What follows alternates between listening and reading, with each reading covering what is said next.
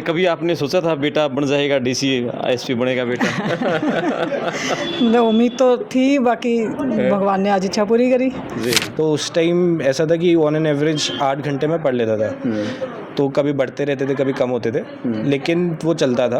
तो मेरे को बहुत उम्मीद थी कि पिछली बार निकल जाएगा, और मैं इंटरव्यू तक पहुंच भी गया था। बट इंटरव्यू में क्योंकि कम मार्क्स आए तो लिस्ट में नहीं आया। तो उस टाइम बहुत टफ था कि अब वापस कैसे बैठना है। मोटा दिमाग किसी का नहीं होता, ये हमारे मतलब वो यूज करने की बात है। एक अपनी सोच है। जी। हम पहले ये कारण ढूंढे भाई बच्चा काम क्यों नहीं करता। कभी इसको ये बताने की ज़रूरत नहीं पड़ी कि यहाँ क्यों टाइम ख़राब कर रहा है, ऐसे मत कर, पढ़ ले जाके। नहीं, पता है उसको कि 2 घंटे पढ़ना है, उसके बाद मुझे अपना आधा घंटा ब्रेक कैसे लेना है। ठीक है।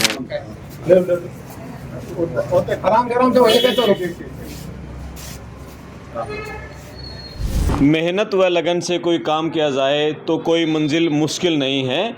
और मेरे साथ हैं डॉक्टर आकाश गोयल, जिन्होंने आकाश जैसी ऊंचाई को छू लिया है, डॉक्टर की पढ़ाई की और अब यूपीएससी का एग्ज़ाम क्लियर कर दिया है। भविष्य के होनहार आईपीएस अधिकारी बनने जा रहे हैं डॉक्टर आकाश। इनसे बात करेंगे यहाँ तक के सफ़र के बारे में, किस तरह का सफ़र रहा, क्या मुश्किलें आई, किस तरह का परिवारजनों का सहयोग रहा और स्ट्रगल इन्होंने कितना किया। आम बच्चे जो अभी भविष्य में यूपीएससी का एग्ज़ाम क्लियर करना चाहते हैं, उनके लिए गुरु मंत्र भी हम डॉक्टर आकाश से जानेंगे। जी आकाश, बहुत बधाई हो आपको। Thank you so much. और आकाश के साथ उनके पिताजी हैं सतवीर गोयल जी, प्रिंसिपल हैं हरियाणा सरकार में, जींद जिले में सामड़ोकला गांव है, वहाँ के प्रिंसिपल हैं। जी आपको बधाई हो सर। थैंक यू, बहुत बहुत धन्यवाद जी आपका, आपने इतना कीमती समय हमारे लिए दिया। जी बहुत बहुत धन्यवाद, बहुत बहुत धन्यवाद, बहुत बहुत धन्यवाद जी आपके लिए। Thank you. तो आकाश जी बताओ, यहाँ तक के सफ़र के बारे में बताओ, थोड़ा शुरुआत से जानेंगे आपके बारे में। आपकी पढ़ाई कहाँ हुई? तो मेरी स्टार्टिंग की पढ़ाई यहीं जींद से डीएवी स्कूल से हुई थी। ओके। उसके बाद फिर मैंने अपनी मेडिकल की पढ़ाई जो थी वो दिल्ली से की थी, मौलाना आज़ाद मेडिकल कॉलेज से। ओके। तो उसके बाद जब लास्ट ईयर तक मैं आया तो मेरे को लगा कि नहीं, मेरे को दूसरी तरफ यूपीएससी में ज़्यादा इंटरेस्ट है, तो मैं उधर शिफ्ट हो गया था। तो जब ख़त्म हुआ अराउंड 2022 में, उसके बाद मैंने इसकी प्रिपरेशन स्टार्ट की। फिर मुझे इसमें लगभग 3 अटेम्प्ट लगे। और क्या क्या कारण रहा आपने एमडी की तैयारी ना करके और यूपीएससी की तैयारी की? मतलब मुझे उस टाइम कुछ सीनियर्स मिले जिनसे मेरी बात हुई कि हाँ, एक ये वाला फील्ड है जिसमें आप थोड़े बड़े लेवल पे काम कर सकते हो। कि मेडिकल में स्टिल एक छोटा फील्ड होता है कि सिर्फ आप हॉस्पिटल तक लिमिट रहते हो, यहाँ पे पूरी सोसाइटी के लिए काम कर सकते हो। तो वो मुझे अच्छा लगा। फिर कोविड में उन्होंने बहुत अच्छा काम किया था, तो मुझे उससे बहुत इंस्पिरेशन मिली। तो इसलिए फिर मैंने इस तरफ थोड़ा वो किया कि ये करते हैं। उससे पहले कभी दिमाग में नहीं था यूपीएससी को लेकर? बहुत कम, मतलब घर पे फिर भी एक बार बोला था, बट मेरा उसी साइड वो था कि मेडिकल करना है। मेडिकल करना है। हाँ। लेकिन बाद में आते आते कि कोविड आया, इंटर्नशिप हुई, तो उस टाइम लगा कि नहीं, ये वाली जॉब बहुत अच्छी है, ये करते हैं। ठीक है। ये कौन सा अटेम्प्ट था आपका? ये मेरा 3rd अटेम्प्ट था। ओके। पहले 2 अटेम्प्ट में क्या रिजल्ट रहा? पहला अटेम्प्ट मेरा इंटर्नशिप के साथ ही था, तो उसमें मेरा प्रीलिम्स क्लियर नहीं हुआ था। ओके। सेकंड में मैं इंटरव्यू तक पहुंचा था, बट इंटरव्यू के बाद लिस्ट में नाम नहीं आया था। ओके। थर्ड वाले में देन अब मेरी 117 रैंक है। ठीक है। पहले जो सेकंड टाइम इंटरव्यू दिया था, वो क्या कमियां रही थी जो आपने इस बार सुधारी? उस टाइम मेरे इंटरव्यू में बहुत कम मार्क्स थे, क्योंकि मैं बहुत नर्वस था उस टाइम जब गया था। तो मेरे उसमें काफ़ी कम रह गए थे। तो फाइनल लिस्ट से मैं ऑलमोस्ट 10 नंबर दूर था बस। तो वहाँ पे सबसे ज़्यादा कमी रह गई थी। तो इस बार मैंने उसको सुधारने की कोशिश की कि वहाँ पे मैं बहुत कॉन्फिडेंस से गया, थोड़ा और लोगों से बात की, सीनियर से बात की कैसे करना है। तो उसमें मेरे को लगता है कि अब इम्प्रूवमेंट हुई होगी। ओके। हाँ तो जी। किस तरह से उस नर्वसनेस को दूर करने के लिए पूरा लंबा समय रहा आपका, उसको कैसे दूर किया आपने? मैंने उसके लिए काफ़ी प्रैक्टिस की थी। इस बार जैसे मॉक इंटरव्यूज़ होते हैं कुछ दिल्ली में, तो कोचिंग इंस्टीट्यूट्स कराते हैं, तो मैंने वहाँ पे गया, मैं उनसे बात की। वहाँ पे ब्यूरोक्रेट्स बैठे होते हैं, तो उनसे बात की, थोड़ा और अच्छे से पढ़ाई की, अपने दोस्तों से बात की। तो उससे मेरे को कॉन्फिडेंस आया। देन इस बार जब मैं वहाँ गया तो बहुत कम नर्वसनेस थी। तो मैं काफ़ी कॉन्फिडेंस आंसर दे पाया वहाँ पे। और कोचिंग लिया आपने कभी इसकी? कोचिंग मैंने सिर्फ टेस्ट और मॉक इंटरव्यूज़ वगैरह के लिए जब जाना होता था तब मैं यहाँ जाता था, नहीं तो सब ऑनलाइन ही था मेरा। यहीं पे रह के मैंने की है तैयारी। यहाँ पे मैंने लाइब्रेरी ज्वाइन की थी और वहीं पे जाके पढ़ता था मैं। ठीक है। और सब्जेक्ट क्या था आपका? मेरा मेडिकल साइंस ही था, ऑप्शनल। Medical science. हाँ जी। और ये मेडिकल वाले और बीटेक वाले, ये सबसे ज़्यादा यूपीएससी क्रैक करें, इसके पीछे का राज बताओ। मतलब मेरे हिसाब से कि दोनों ही है, दूसरे लोग भी आ रहे हैं, लेकिन यहाँ पे भी ऐसा है कि लोगों का इंटरेस्ट इस साइड बढ़ रहा है कि अब दिख रहा है कि देश दुनिया में इतना कुछ चल रहा है, तो यहाँ पे लोगों का इंटरेस्ट बहुत ज़्यादा है। ऊपर से प्राइवेट नौकरी बहुत ज़्यादा वो है कि उसका जो वैल्यू है वो लोगों को बहुत कम लगता है कि वहाँ पे सिर्फ पैसा ज़्यादा है, लेकिन यहाँ पे सोसाइटल वैल्यू बहुत ज़्यादा है, तो इसलिए लोग यहाँ पे ज़्यादा आ रहे हैं अब। ओके, ठीक है। नर्वसनेस आपकी इंटरव्यू के दौरान नहीं रही, तो किस तरह का इंटरव्यू था जब आपने एंट्री किया रूम में? तो वहाँ का माहौल बताओ, क्या क्वेश्चन पहली बार पूछा गया था? वहाँ पे 5 पैनल मेंबर्स बैठे थे, एक राउंड टेबल थी, तो माहौल बहुत ही लाइट था। उन्होंने आके कंफर्टेबल किया कि अच्छा डाफ पढ़ा उन्होंने सबसे पहले, फिर उन्होंने कुछ मेडिकल पे ही क्वेश्चन पूछे कि अच्छा क्या चल रहा है। क्वेश्चन किसने किया? चेयरमैन सर ने, शुक्ला सर जी का बोर्ड था। क्या क्वेश्चन था? उनका ये था कि इंडिपेंडेंस से अभी तक आपने क्या देखा कि मेडिकल केयर में क्या क्या चेंजेस हुए हैं, क्या अच्छा हुआ है या क्या बुरा हुआ है, तो क्या प्रॉब्लम्स है उसके अंदर, तो इस पे क्वेश्चन गया काफ़ी, तो इस पे काफ़ी चर्चा चली। उसके बाद फिर उन्होंने पूछा कि कोई मॉडल तुम्हें अच्छा लगता है किसी कंट्री का, तो उन्होंने इसके बारे में पूछा, वहाँ पे डिस्कशन हुई। फिर नेक्स्ट मेंबर के पास का मॉडल बताया आपने? एक क्यूबा का मॉडल बहुत प्यारा है, वहाँ पे फैमिली डॉक्टर्स का जो सिस्टम है कि कम्युनिटी हेल्थ केयर डॉक्टर्स होते हैं और बहुत नियर डॉक्टर्स होते हैं, तो वो मैंने उनको बताया, तो उसके ऊपर डिस्कशन चली कि कैसे वो इंडिया में हो सकता है, तो वो बहुत अच्छा था। फिर बाकी पैनल मेंबर्स ने ट्रॉमा के ऊपर कुछ पूछा कि रोड ट्रैफिक एक्सीडेंट्स बहुत ज़्यादा होते हैं, तो उसके आप हेल्थ केयर में क्या क्या चेंजेस ला सकते हो। फिर कोविड में मैंने काम किया था, तो एक पैनल मेंबर ने कोविड के ऊपर बहुत पूछा कि उसकी वजह से साइड इफ़ेक्ट्स क्या हो रहे हैं, उसकी वैक्सीन्स के ऊपर क्या चल रहा है, तो इन सब चीज़ों के ऊपर चला। फिर कुछ करंट अफेयर्स आए कि जैसे यूएसए और रशिया का, कि कैसे इंडिया बैलेंस कर सकता है दोनों को, डिफेंस इक्विपमेंट्स हम इंपोर्ट करते हैं तो कैसे दोनों को बैलेंस करेगा, तो इन सब चीज़ों के ऊपर गया। देन अभी सेबी के ऊपर काफ़ी केसेस थे कि इनसाइडर ट्रेडिंग वगैरह और ये सब, तो वो काफ़ी एक्शन ले रही है, तो उसके ऊपर पूछा गया मुझसे, तो ये सब चला। कोई क्वेश्चन ऐसा है जिस पे आपको लगा है यार मैं फंस गया हूँ, नंबर कटेगा यहाँ? नहीं, इस बार ऐसा कोई वो नहीं था। बहुत अच्छा रहा, बहुत ही मतलब ऐसे सपोर्टिंग रोल में थे, उन्होंने बहुत सपोर्ट किया, वो भी साथ में कभी अगर थोड़ा सा भी नहीं आ रहा था तो वो सपोर्ट कर रहे थे। ओके, हाँ जी। कितने क्वेश्चन टोटल रहे होंगे, कितने मिनट का इंटरव्यू था? मतलब 25 से 30 मिनट का इंटरव्यू था और लगभग 20 से 25 क्वेश्चन होंगे उसके अंदर। लास्ट क्वेश्चन क्या था उसके जब जवाब दे के उठे आप?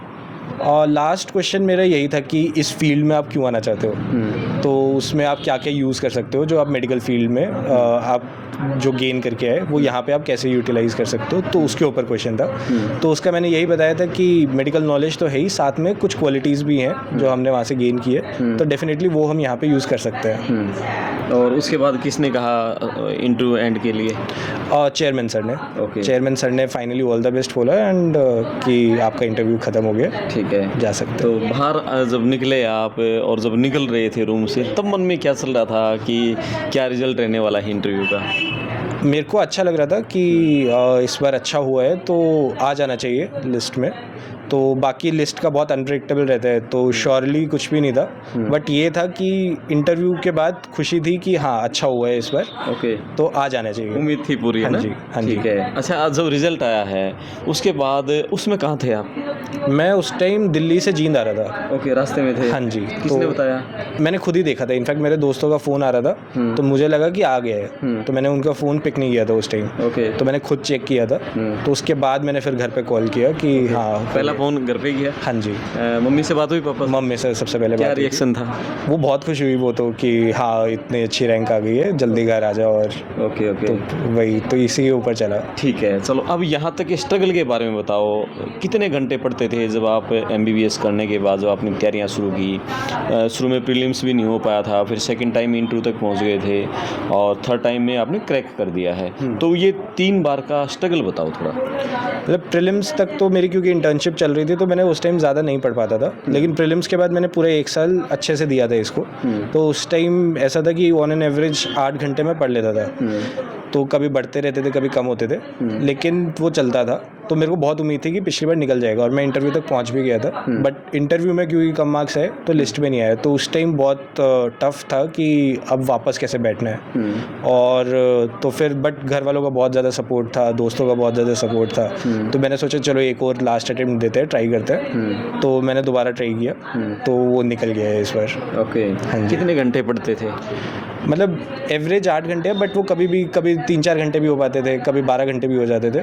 तो वो दिन पे रहता था, लेकिन एवरेज 8-9 घंटे का। ये बहुत सारे कहते हैं कि 15 से 16 घंटे की पढ़ाई करनी पड़ती है तब जाके यूपीएससी मतलब होता है। वैसे तो सबका अपना अपना है कि वो कितने घंटे पढ़ सकते हैं, लेकिन मुझे लगता है कि अगर आप कंसिस्टेंटली पढ़ रहे हो, अगर आप 7-8 घंटे भी कंसिस्टेंटली रोज़ दे पा रहे हो तो बहुत अच्छा है, उससे भी हो जाएगा। ठीक है। अच्छा, आजकल है ना आम घरों में एक बात पे पेरेंट्स और बच्चों के बीच में झगड़ा रहता है, मोबाइल को लेकर है। बच्चे सोशल मीडिया का यूज़ कर रहे हैं, आप सोशल मीडिया से दूरी बनाई या उसका आपने यूज़ किया? मेरा बहुत कम यूज़ था उसका, लाइक आधा 1 घंटा, वो भी सिर्फ इसलिए कि मूड ताकि ठीक रहे थोड़ा सा कभी पूरे दिन में। हाँ जी। ओके, तो उसमें क्या सुनते थे आप? कभी यूट्यूब पे कोई वीडियो देख ली, यही सब चलता था। वो भी उसी से रिलेटेड है, यूपीएससी से रिलेटेड? नहीं, वो सब नहीं, कुछ अलग। हाँ जी, ओके। कोई और वीडियो कुछ भी चला के ताकि मूड ठीक रहे। ओके, हाँ जी। और लाइब्रेरी में जब पढ़ते थे उस समय क्या ख्याल आते थे तब भाई इस बार डीसी बनना है, आईएएस बनना है? मतलब इतना दूर का तो नहीं सोचते थे उस टाइम, बस एक ही पेपर सोचते थे कि अच्छा अभी ये पेपर आ रहा है, ये निकालना है, फिर उसके बाद अगले पेपर की तैयारी करेंगे, क्योंकि इसमें कहीं भी आपका वो हो सकता है कि दिक्कत हो सकती है। तो बहुत ज़्यादा दूर का तो नहीं था, लेकिन हाँ कि ये पेपर ऐसे निकालना है, ये सिलेबस करना है, तो रोज़ डेली का टारगेट्स ही होते थे। ओके, तो वही जब पूरे हो जाते थे तो बहुत होता था उस टाइम। कभी किसी आईएएस से आईपीएस से मुलाकात की है आपने इस दौरान? हाँ जी, मेरी काफ़ी लोगों ने गाइड की है। इनफैक्ट यहाँ जीन से ही हैं डॉक्टर विनय गोयल, अभी केरला काडर में, तो मेरी उनसे बात होती रहती थी। तो और काफ़ी लोग थे, मेरे कॉलेज सीनियर्स भी थे जो मेरे को गाइड करते थे, जो आईएएस वगैरह में हैं। तो काफ़ी अच्छी बात होती थी, उन्होंने मुझे काफ़ी गाइड किया है इस चीज़ में। क्या हॉबीज़ क्या है आपकी?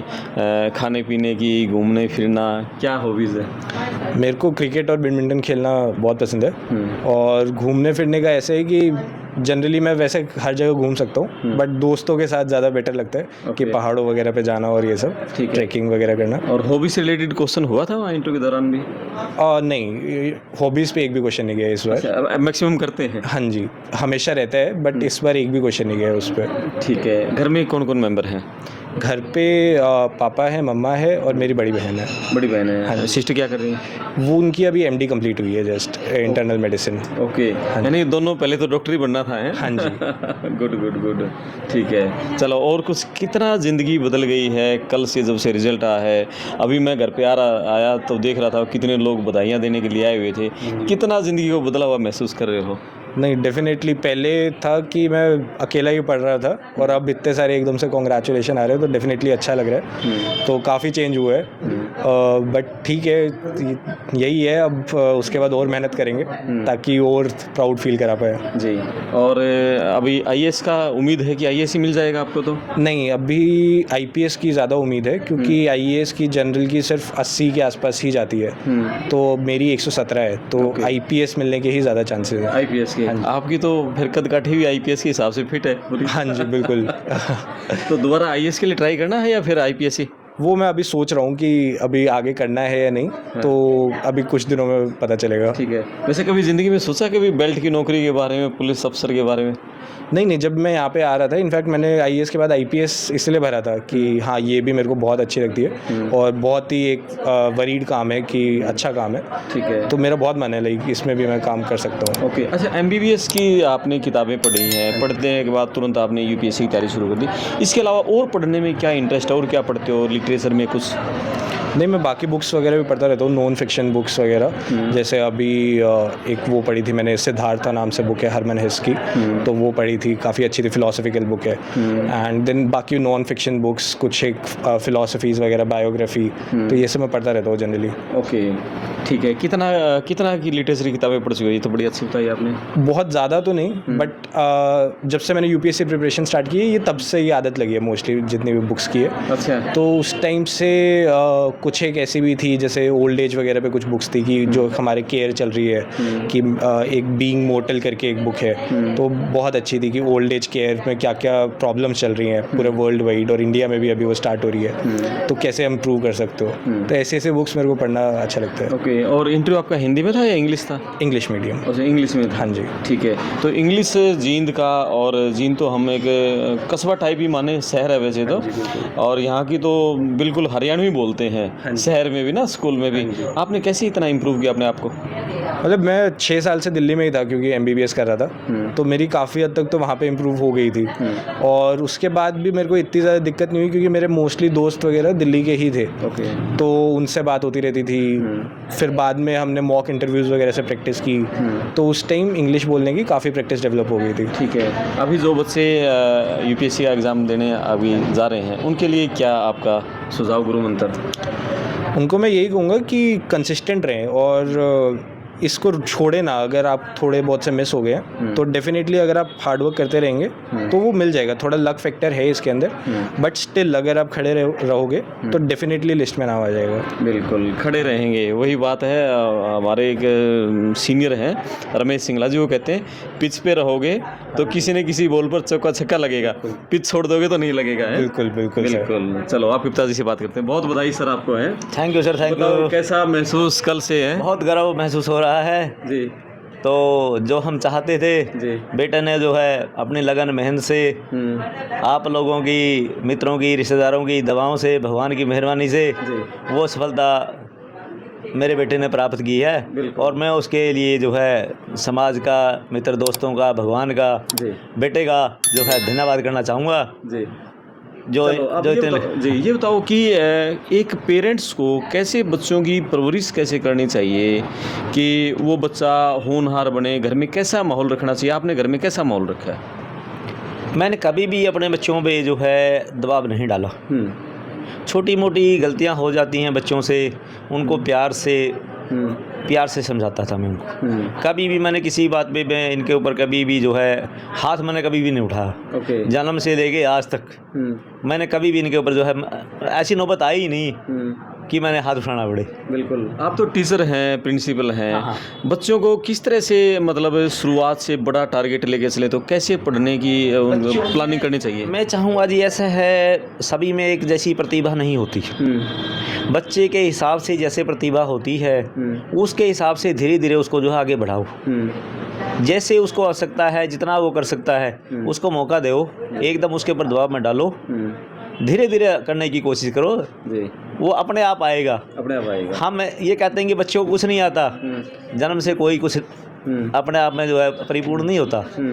बच्चा जिस लेवल का है उसको धीरे धीरे जो है ऊपर उठाने की कोशिश करो जी, क्योंकि अगर उसको एकदम उठाने की कोशिश करोगे तो वो और नीचे दब जाएगा जी। तो मेरा तो यही है कि वो slow and study wins the race जी। तो मैंने बच्चों के साथ भी ऐसा किया, मैंने कभी जो है इनके ऊपर छोड़ दिया मैंने सारा। मैंने अपने बच्चों के पूरा विश्वास था जन्म से ही। बिल्कुल, आपने तो हज़ारों बच्चों को पढ़ा चुके हैं आप तो ये कहते हैं कोई बच्चा होमवर्क नहीं करके लेके जाता, कम पढ़ता है, उसके दूसरे कामों में रुचि रहती है, घर वाले कहते हैं इसका तो मोटा दिमाग है, नहीं चले, ऐसा होता है क्या? नहीं, मोटा दिमाग किसी का नहीं होता, ये हमारे मतलब वो यूज करने की बात है, एक अपनी सोच है जी।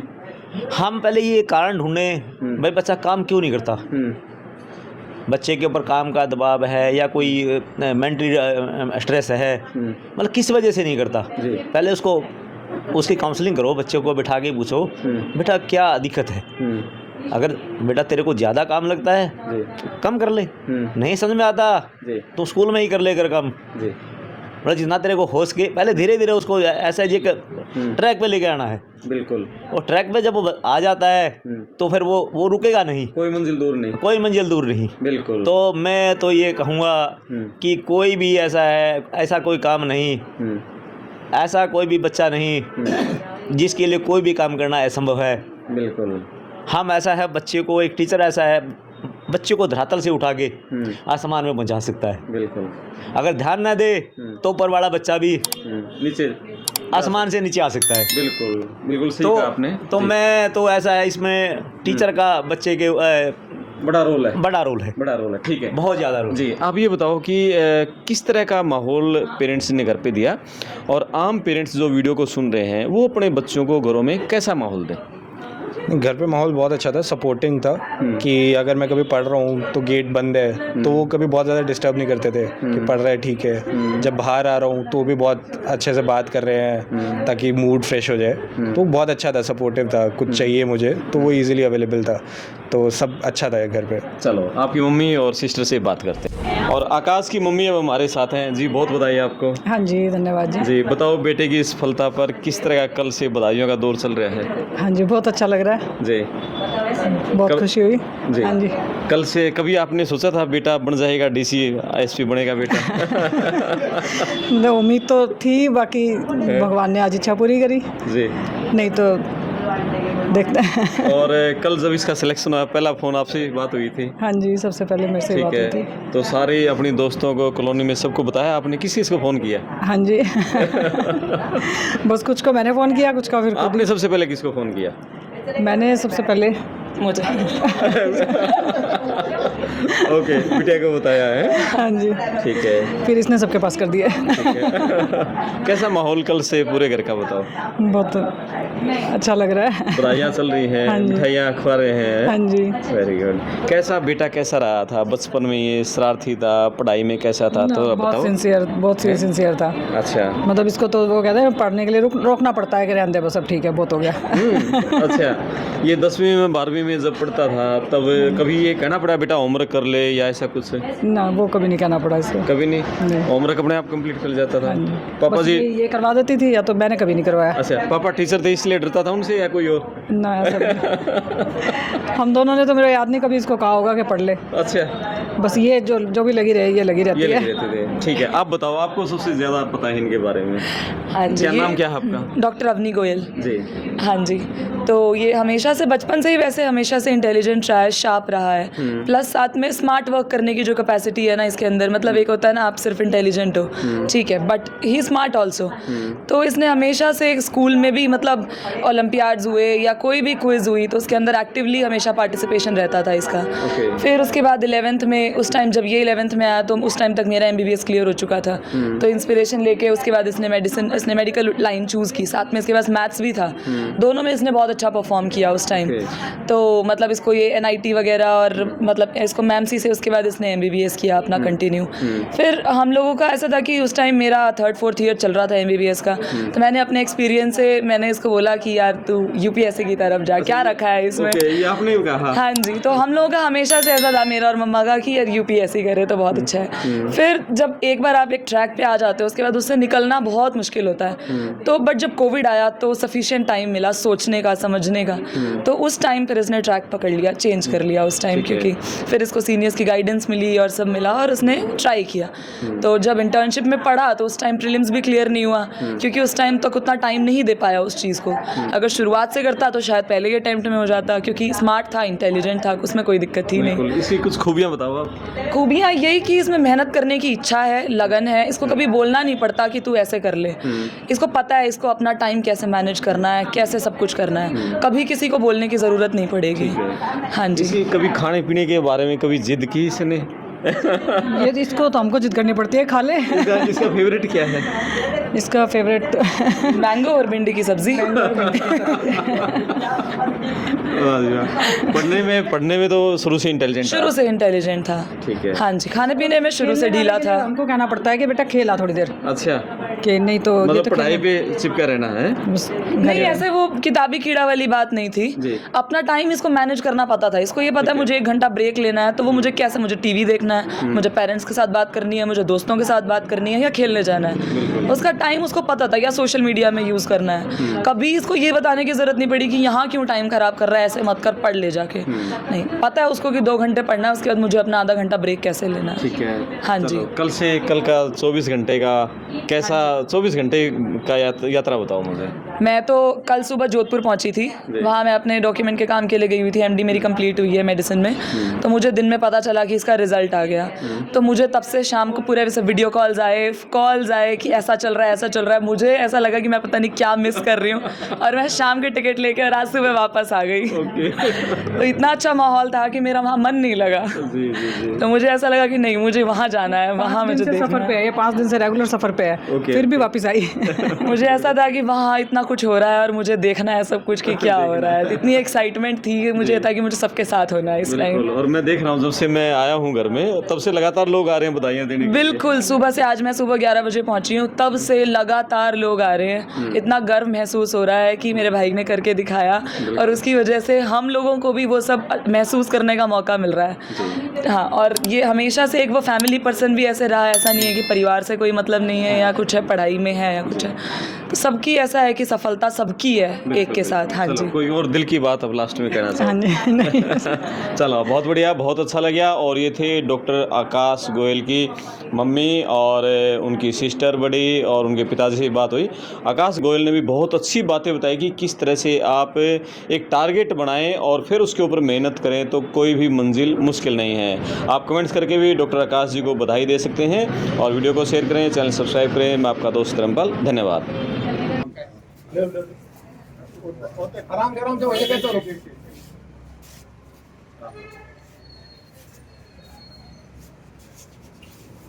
आप ही सो दो,